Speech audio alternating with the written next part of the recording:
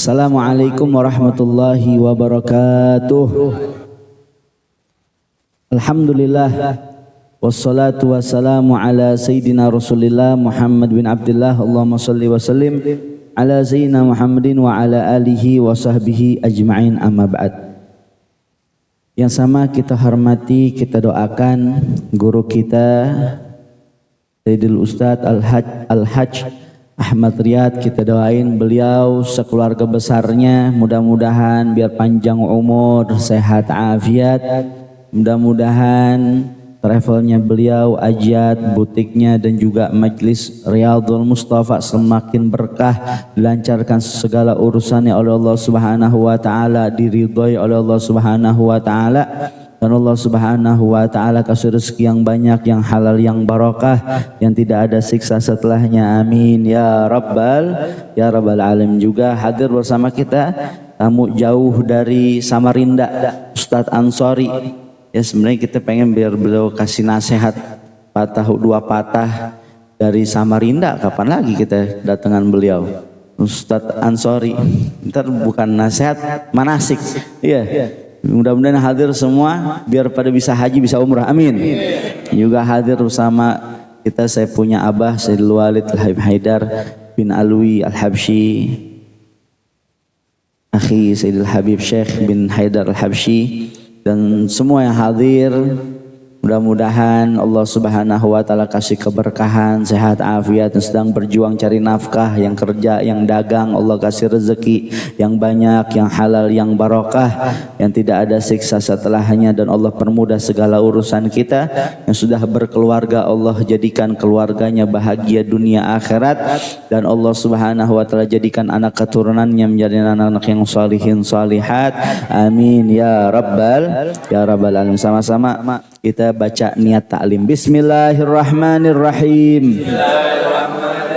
Nawaitu ta'alluma wa ta'lim wan naf'a wal intifa wal ifadah wal istifadah wal hatha ala tamassuki bi kitabillah wa sunnati rasulillah wa du'a ilal huda wa dalalata alal khair ibtigha'a wa gurbihi wa thawabihi min Allah subhanahu wa ta'ala. Alhamdulillah, kita lihat saudara kita yang tahun ini dipanggil untuk melaksanakan ibadah haji. Bagian mereka sudah sampai ke tanah suci. Ada yang sudah sampai di Madinah, ada yang sudah sampai di Mekah. Ya Allah, mudah-mudahan perjalanannya dimudahkan oleh Allah Subhanahu wa taala. Perjalanannya diridhoi oleh Allah Subhanahu wa taala, pergi dan pulang dalam keadaan selamat. Wa yurda ila autarihim salimin ganimin mahfudhin. Amin ya rabbal alamin. Tempat di muka bumi ini yang paling nikmat Madinah Al-Munawwarah, karena di situ dikubur baginda Nabi besar Muhammad sallallahu alaihi wa ala alihi wasallam. Makkah Al-Mukarramah, di situ ada Ka'bah, kiblatnya kaum muslimin. Nikmat kita pandang. Lihat foto-foto tuh Ustadz Riyad, Ustadz Ansori yang ada di sini. Ya, di tanah suci, lagi pada pakai ihram, lagi di Madinah, lagi di Mekah, depan Ka'bah, Husni Tarim. Luar biasa nikmat, tempat-tempat yang indah, yang bawa kesejukan kita punya hati, yang mengingatkan kita untuk selalu semangat dalam beribadah. Ya, kumpulin duit, jangan cuman buat kawin. Ngumpulin duit jangan cuman buat beli mobil ataupun motor. Kumpulin duit biar bisa haji, biar bisa umroh. Kumpulin duit biar bisa pergi ke tanah suci. Kumpulin duit tabung biar bisa ziarah ke makam Nabi besar Muhammad sallallahu alaihi wa ala alihi wasallam. Saking luar biasa yang namanya haji, sampai kata Nabi kita Muhammad, enggak ada balasan yang setimpal untuk orang yang hajinya mabrur ilal jannah kecuali sorga. Allah punya sorga dikasih buat orang yang hajinya mabrur. Luar biasa. Saat orang pengen pergi ke tanah suci ibadah, itu dari rumah dia punya hajat banyak. Sampai sana dipanjatkan segala doa-doa dan keinginannya. Pulang ditambah keinginannya, mudah-mudahan biar cepat bisa balik lagi ke tanah suci. Ya makanya Nabi ngajarin Allahumma rzuqna ziyaratahu fi kulli sanah. Ya Allah, mudah-mudahan Allah kasih rezeki kita bisa ziarah kepada baginda Nabi sallallahu alaihi Muhammad paling enggak setahun sekali. Ya. Luar biasa doa Nabi Muhammad. Nabi juga ngajarin setiap pagi setiap hari baca Allahumma inna nas'aluka ilman nafi'an wa rizqan wasi'an wa amalan mutaqabbalan wa dzaman maghfuran. Dalam riwayat lain Allahumma inna nas'aluka ilman nafi'an wa rizqan thayyiban. Ya Allah berilah kepadaku ilmu yang bermanfaat, rizki yang luas. Riwayat lain rizki yang thayyiban, yang baik. Jadi kita minta bukan sekedar yang banyak tapi juga baik. Karena banyak belum tentu baik, tapi baik insya Allah berkah. Amin ya Rabbal Alamin. Yang bawa ketenangan, yang bawa keafiatan, rezeki yang bawa kesejahteraan, rezeki yang bawa kebahagiaan. Bukan rezeki yang bawa kita menuju maksiat, bukan rezeki yang ngebawa kita ke jalan yang tidak diridhoi oleh Allah Subhanahu wa taala, bukan rezeki yang mendatangkan bala, melainkan rezeki yang dapat mendatangkan pahala dari Allah Subhanahu wa taala. Wa amalan mutaqabbalan, dan minta biar amal ibadah kita diterima sama Allah Subhanahu wa taala, juga minta biar dosa-dosa kita diampunin sama Allah Subhanahu wa taala. Yang enggak berangkat haji ada rezeki lebih, jangan sampai di hari raya Idul Adha lewat begitu saja. Usahain ada rezeki lebih, niatin pengen banget yang namanya bisa nyembelih hewan kurban, yaitu nyembelih korban sunnah setahun sekali, sunnah yang datangnya setahun sekali. Makanya ketika ada bayi lahir ataupun kita baru ada rezeki mau akikahin, kita punya anak, dinanya sama ustadz, kata ustadznya, afdolan mana akikah sama kurban ketika hari raya Idul Adha ataupun masih hari tasyrik? Maka dikabarkan lebih afdol kita melaksanakan nyembelih hewan kurban, sebab kurban ya datangnya setahun sekali. Kalau akikah sekali seumur hidup, beda. Akikah sekali seumur hidup, kalau kurban setahun sekali sunnah. Jadi akikah kapan aja bisa, tapi kurban cuman ketika hari raya Idul Adha dan juga ayyamut tasyrik. Selain dari hari raya Idul Adha dan ayyamut tasyrik, nggak disunahkan yang namanya menyembelih hewan kurban. Ya, sampai Nabi bilang, man kana lahu sa'atan falam yadhah fala yagrabanna musallana. Siapa orang punya keluasan rezeki, dia nggak mau korban, jangan deket-deket sama musola kami. Ya, man kana lahu sa'atan. Nabi nggak bilang siapa orang yang punya rezeki, tapi Nabi bilang siapa orang yang punya keluasan. Sebab orang yang korban nggak cukup dia punya keluasan rezeki, tapi orang yang berkorban dia harus punya keluasan hati. Banyak orang punya rezeki tapi berat buat ngeluarin yang namanya korban. Sebab yang dikeluarin ini banyak. Kalau kita sedekah mungkin kadang berapa aja bisa kita keluarin. Tapi namanya korban ya ada dobitnya. Paling enggak minimal kambing. Kambing juga bukan sembarangan kambing.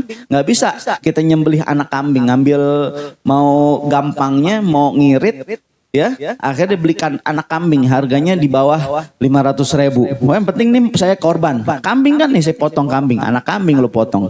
Minimal ya itu kambing ya udah ada compot giginya. Pokoknya ada dobitnya. Itu kambingnya, itu sapinya, hewan kurban juga harus yang sehat. Nggak boleh yang kelemer-kelemer, nggak boleh yang sakit, yang kakinya pincang, yang matanya buta, yang nggak sehat nggak boleh, harus yang sehat, yang nggak penyakitan. Sebab tuh kambingnya itu daging korbannya nanti dibagi-bagiin, biar yang makan juga ya menjadi afiah. Makanya disunahkan tuh ya kalau misalkan tuh korban bukan korban nazar, disunahkan yang nyembelih korban itu juga mencicipi daripada daging hasil korbannya, sebab di dalamnya ada keberkahan dari Allah Subhanahu wa taala. Biar kata nggak ada mendaging, paksain biar sedikit makan, sebab di dalamnya ada keberkahan yang Allah berikan. Kemudian Nabi juga bilang, ma'amila adami min amalin yauman nahar ahabba ilallahi subhanahu wa ta'ala min ihraqid dam. Wa anad dama la yaqa minallahi bimakan qabla an yaqa minal at fatibu biha nafsan. Gak ada amalan manusia yang paling dicintai sama Allah Subhanahu wa taala di hari raya Idul Adha melainkan menyembelih hewan korban. Itu nanti itu ya. Innaha la ta'ti yaumal qiyamah bi guruniha wa azfariha wa bi guruniha wa asy'ariha wa adlafiha. Karena sesungguhnya itu nanti hewan korban tersebut bakal datang di yaumil qiyamah di akhirat dengan sempurna dia punya badannya sampai tanduknya, bulu-bulunya, kuku-kuku kakinya. Dia datang menjadi saksi yang baik untuk orang yang menyembelih hewan korban selama hidupnya di dunia. Dia bakal datang jadi saksi. Kita waktu di dunia lagi pusing ada masalah, tiba-tiba datang orang baik yang ngebelain kita, yang pasang dada buat kita. Girangnya bukan main, senangnya bukan main. Alhamdulillah ada yang nolongin kita, ya, ada yang nolongin. Maaf, ya, maaf, ada kejadian apa gitu, mobil kita disita sama polisi, kita ada orang dalam di situ yang bisa ngeluarin mobil kita tanpa harus kita keluar biaya. Kan senangnya bukan main, betul gak, Ja? Iya, senangnya bukan main. Begitu juga, ya. Apalagi di akhirat, di dunia ini kita ngerasain nikmatnya luar biasa kayak begitu ketika ada yang ngebelain kita, ada yang pasang badan buat kita. Apalagi di akhirat, siapa yang mau pasang badan buat kita?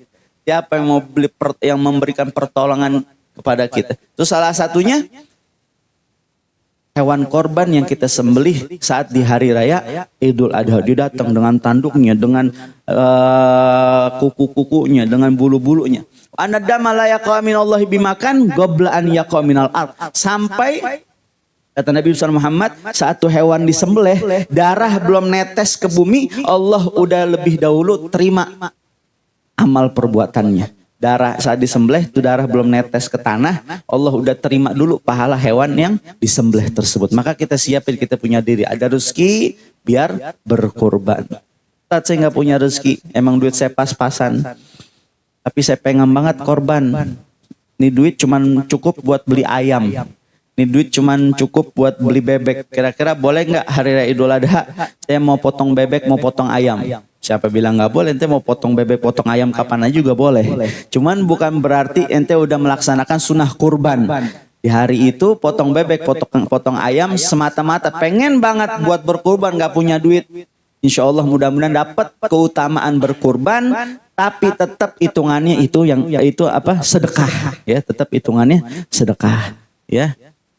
Karena 50.000 yang keluar dari orang kaya beda dengan 50.000 yang keluar dari orang miskin. 50.000 yang keluar dari orang kaya dari ratusan juta tabungannya. 50.000 yang keluar dari orang miskin bisa jadi itu duit satu-satunya.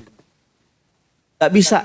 Emang karena nggak ada duit, tapi pengen banget diusahain dia potong ayam.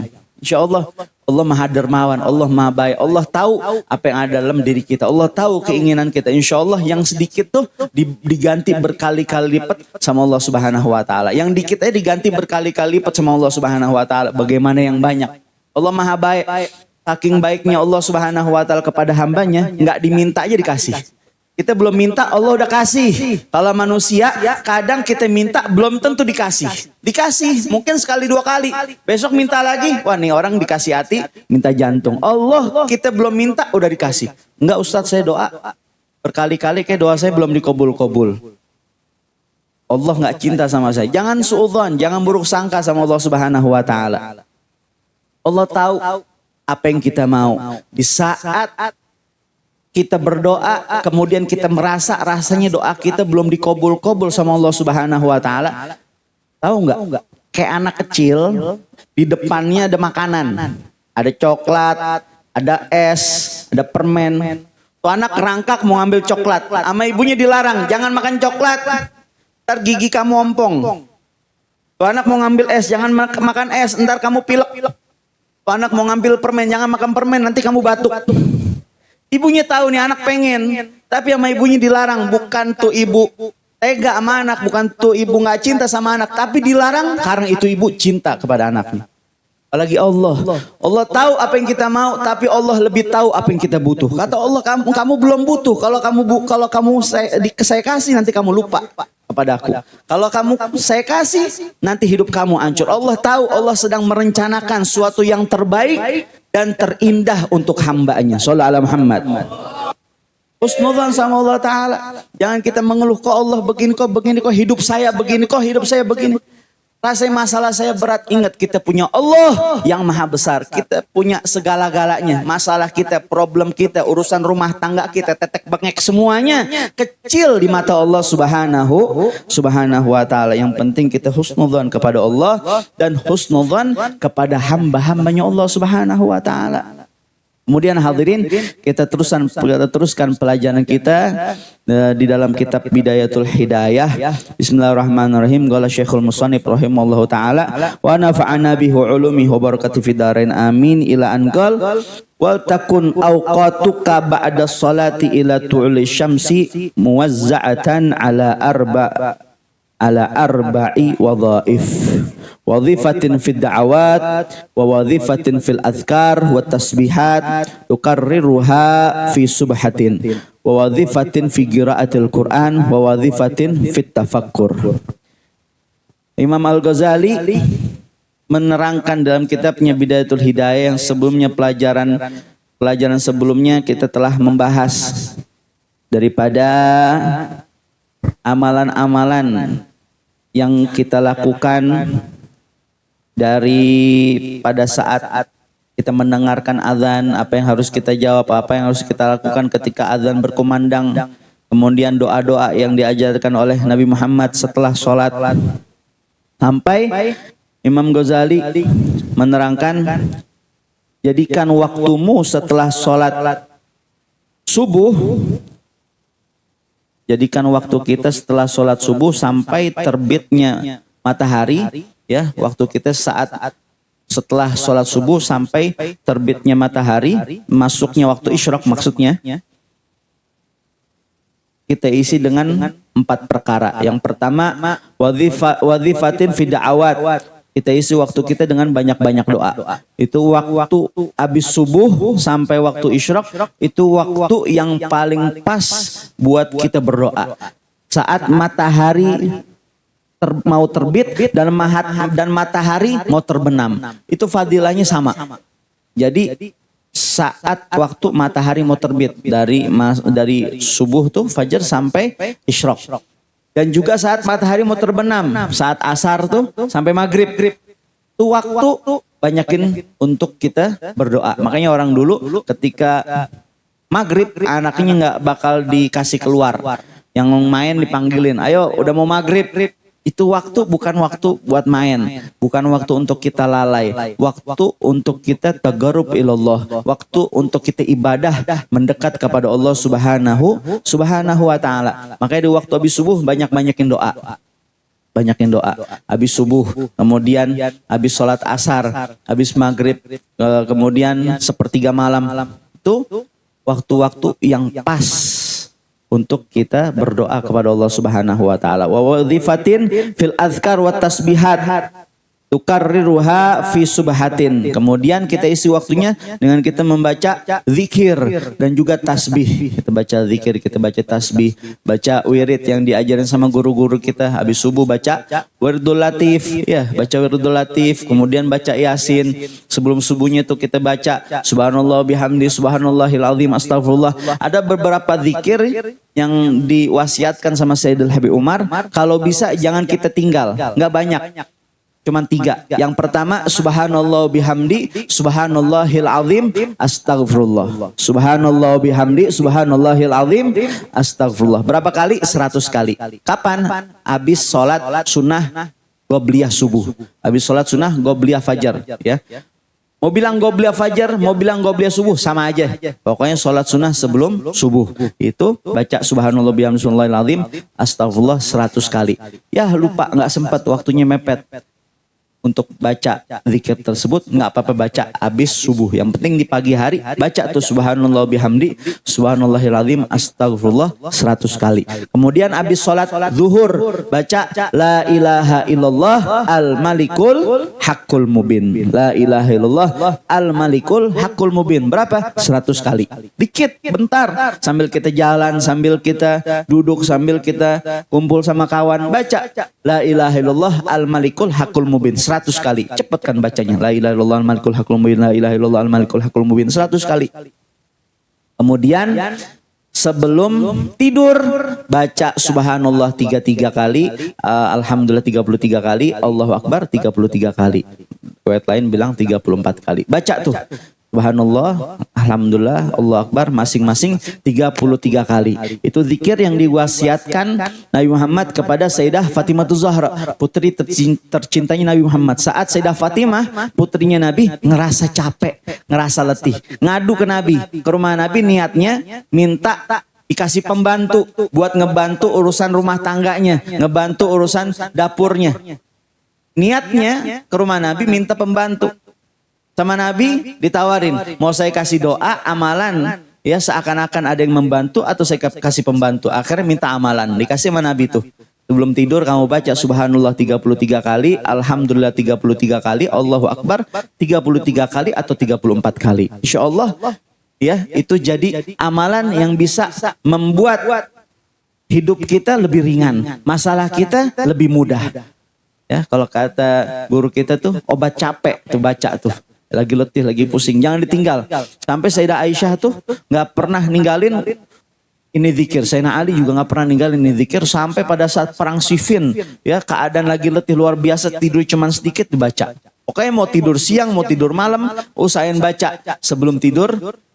Zikir yang diajarin sama Nabi Muhammad kepada Sayyidah Fatimah Zahra. Insya Allah. Tuh zikir 3 tuh. Habis subuh, habis zuhur, sama sebelum tidur. Biar diamalin kalau bisa.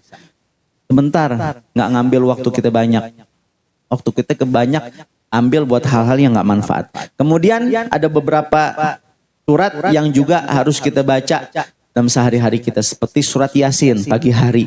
Ya, kemudian surat Al-Waqiah habis sholat asar. Dan surat Al-Muluk habis sholat isya.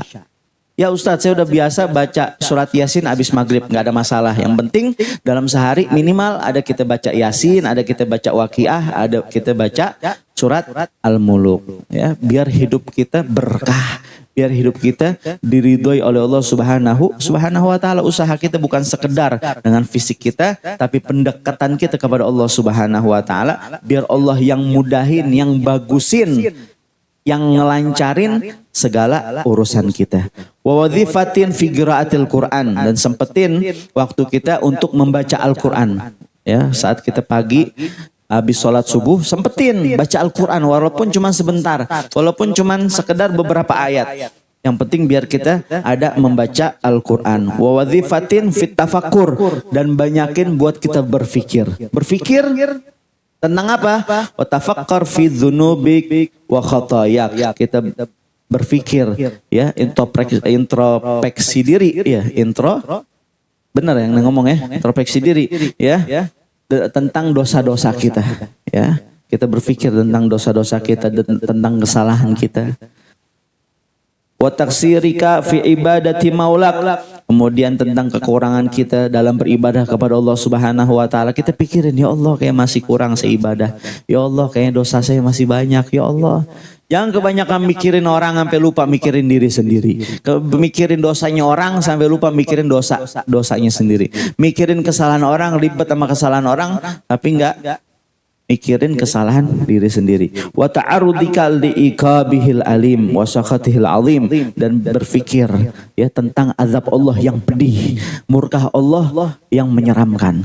Kita berpikir dengan azab Allah yang pedih. Kita berpikir, mikir coba tentang azab neraka, tentang azab kubur. Ya, biar kita ingat sama Allah Subhanahu wa Ta'ala. Mikir, biar punya pikiran. Jadi orang biar punya pikiran. Ya, mesti banyak mikir. Ada orang bilang, jangan pusing-pusing, banyak pikiran. Kalau sekarang semua dipikirin, besok mikir apa katanya. Kalau sekarang semua dipikirin, besok mikir apa? Biar mikir, banyak mikir. Mikir bukan sekedar urusan kerjaan. Kita kerja aja kita mikir, gimana caranya nih urusan gol, gimana caranya nih urusan lancar. Mikir juga. Gimana caranya Allah ridho, bagaimana caranya kita masuk surga, bagaimana caranya anak-anak kita menjadi anak-anak yang soleh dan solehah, bagaimana cara kita menjadi hamba-hambanya Allah yang taat, yang takwa. Mikir. Jadi orang yang tahu diri, ya, mikir, banyak-banyak mikir, ya. Kebanyakan pikiran nggak baik, nggak punya pikiran lebih nggak baik. Ya, biar mikir. Pikirin benar-benar. Shallallahu Muhammad.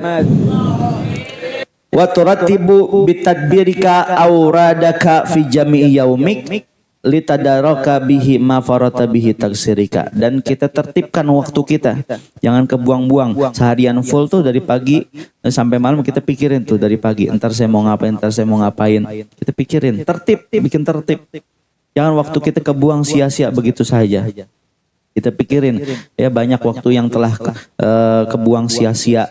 Ya, banyak waktu yang kebuang tanpa ada manfaatnya. Wa tataharraza bihi minat ta'arrudi li sakhatillahi azza wajal fi yaumik. Ya, dan kita kontrol hari-hari kita dari apa-apa perkara yang membuat kita mendapatkan murkahnya Allah Subhanahu wa taala. Jangan sampai hari kita lewati membuat diri kita jauh dari Allah Subhanahu wa taala. Wa tanwil khair li jamil muslimin. Niat di hari itu untuk berbuat baik kepada seluruh kaum muslimin. Niat biar jadi orang baik. Niat, ya Allah, mudah-mudahan hari ini saya bisa jadi orang baik. Biar bisa jadi orang yang manfaat untuk umatnya Nabi besar Muhammad sallallahu alaihi wa ala alihi wasallam. Wa ta'zimu ala alla tashtagila bi fi yaumi naharika illa bi taatillahi taala. Dan niatin, azam, niatin banget. Ya, keinginan, biar punya keinginan dalam diri kita, pokoknya hari ini nggak ada satu kerjaan yang saya kerjakan melainkan kerjaan tersebut diridhoi oleh Allah Subhanahu wa taala.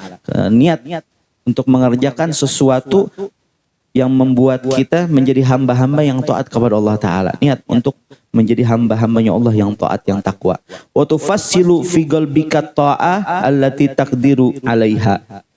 Dan coba kita pikirin dalam hati kita, sekiranya taatan apa yang kita bisa kerjakan, ya, suatu amal baik apa yang bisa kita kerjain. Mikir, ya saya bisa ngerjain begini, coba pikirin, ya, harus mikir, harus ada pikiran untuk atau keinginan kita berbuat baik. Wa takhtaru afdalaha, dan kita pikirin amal-amal apa yang sekiranya kita bisa mengerjakannya. Dari sekian banyak amalan tuh yang kita pikirin yang bisa kita kerjain, pilih yang paling baik, yang sekiranya ya kita bisa dapat pahala banyak dari Allah Subhanahu wa taala. Wa tata'ammal fi tahiyati asbabiha litashtagila biha.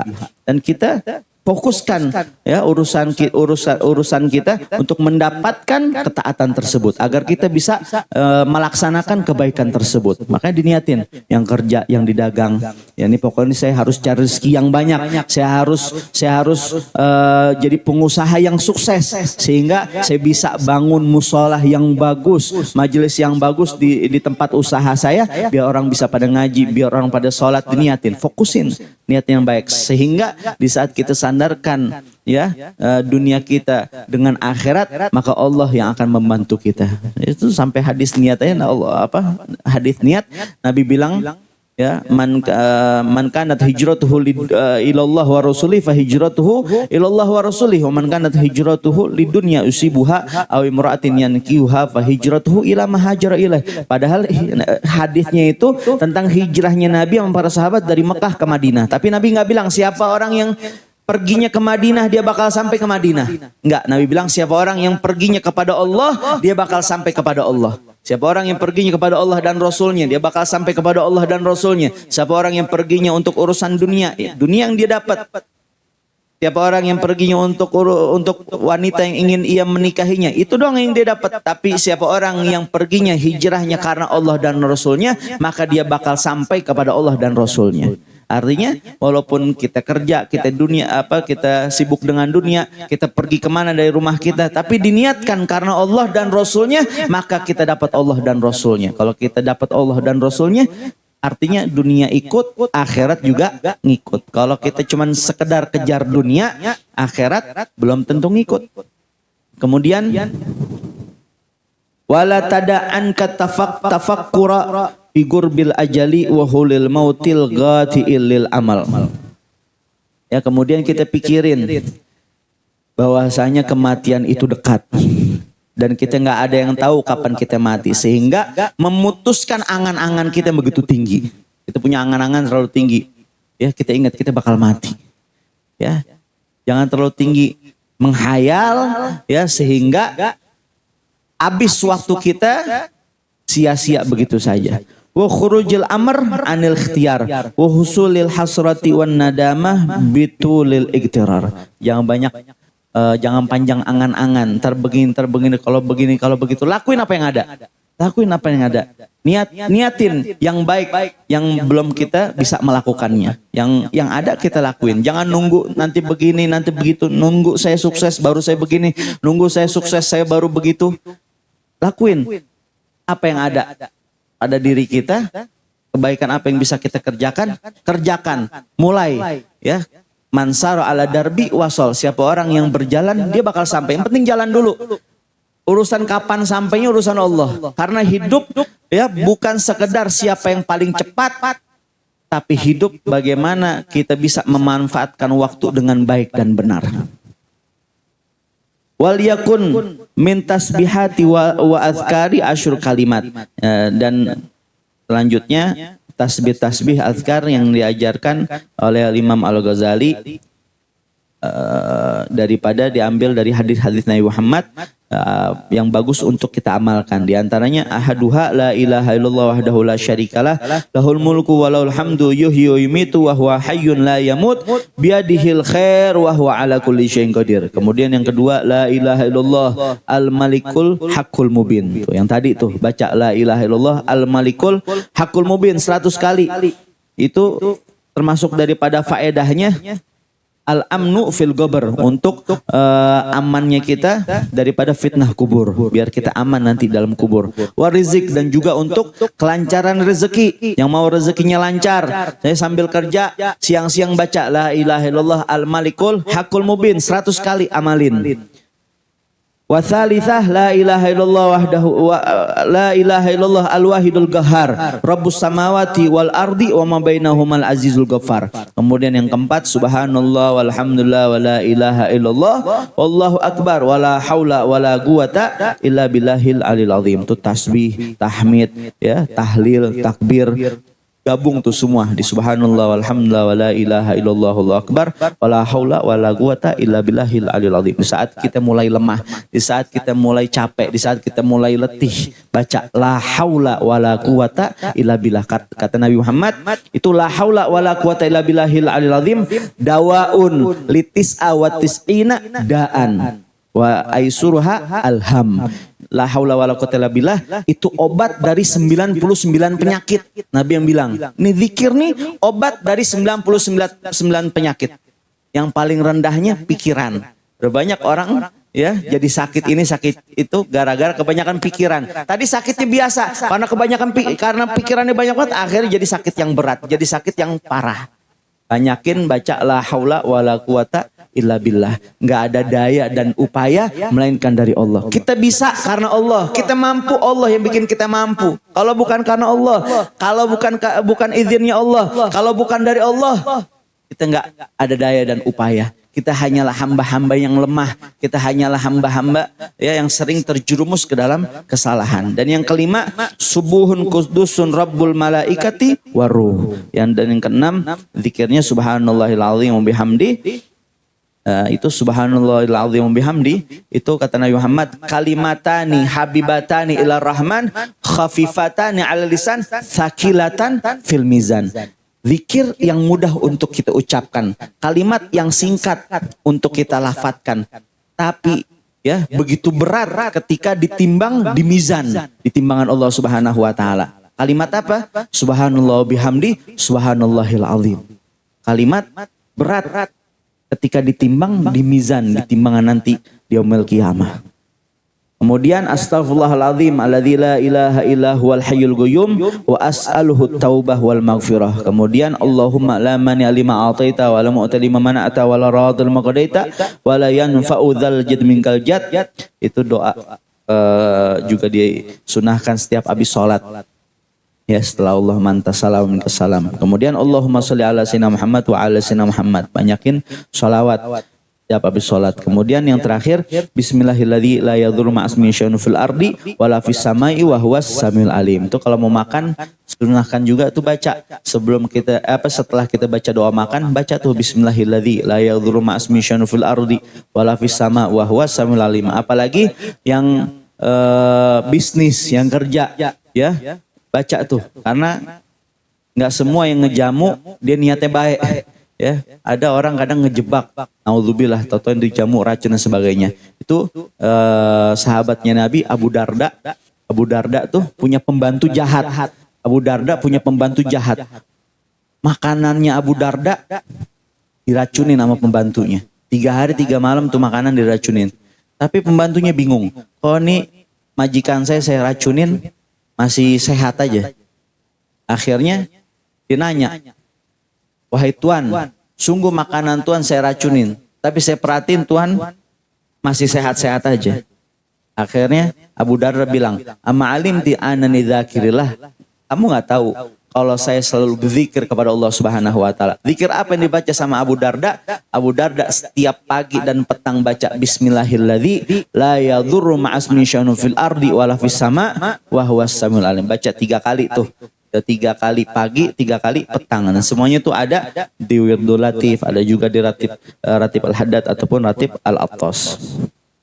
Fakarir kulla wahidatin min hadhil kalimat fi subhatin imma mi'ah marrah aw sab'ina marrah aw asyra marrat wa huwa aqalluha liyakunal majmu'a mi'ah marrah. Baca 100 kali boleh, 70 kali boleh, ya, ataupun minimal 10 kali baca zikir-zikir apa yang kita bisa baca. Walazim hadhil aurat wala tatakallam qablatul syams. Dan kita lazimkan biar ada wiritan yang bisa kita dawamkan, istiqomahkan setiap pagi hari-hari kita, dan jangan kita banyak berbicara setelah subuh sampai tulu'i syams, terbitnya matahari. Fafil khabar inna dzalika afdhalu min i'taqi thamani riqab min waladi Ismail ala nabiyina alaihi salatu wasalam a'ni al-istighal bidzikir ila tulu'i syams min ghairi an yatakhallalahu kalam. Ya, kata Nabi Muhammad, siapa orang yang tidak berbicara, waktunya dijaga tuh dari habis sholat subuh sampai terbitnya matahari, dia dapat pahala lebih afdol daripada membebaskan 80 budak. Ya, hadis lain bilang siapa orang bisa menjaga tuh ibadahnya dari habis sholat subuh sampai terbitnya matahari, maka seakan-akan dia mendapatkan pahala haji yang tamatan, yang sempurna. Ya, yang belum bisa haji paling enggak mau dapat pahala haji, dijaga nih. Setiap habis sholat subuh sampai terbitnya isyraq, jangan berbicara dulu, isi dengan baca Al-Quran, isi dengan tafakur, isi dengan zikir, isi dengan amal-amal baik, ibadah ataupun menuntut ilmu. Hadir pengajian-pengajian habis sholat subuh di masjid-masjid musola banyak, ya, kuliah subuh, hadir sampai terbitnya isyraq, sholat sunnah isyraq. Setiap orang yang melakukan hal tersebut, dia dapat pahala haji yang sempurna. Fa'lam dzalika tuwafiq insyaallah taala. Qala Rasulullah SAW, afdhalu ma qultu anna wan nabiyyuna min qabli la ilaha illallah.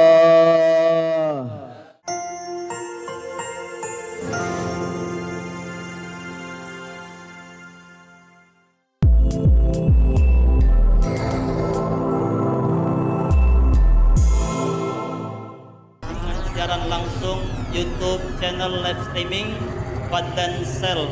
Jadi setelah acara nanti bisa ditonton kembali, dilihat kembali di YouTube channel Fadlan Sel, dan jangan lupa untuk like, komen, subscribe untuk membantu siar dakwah agama Allah Subhanahu wa taala.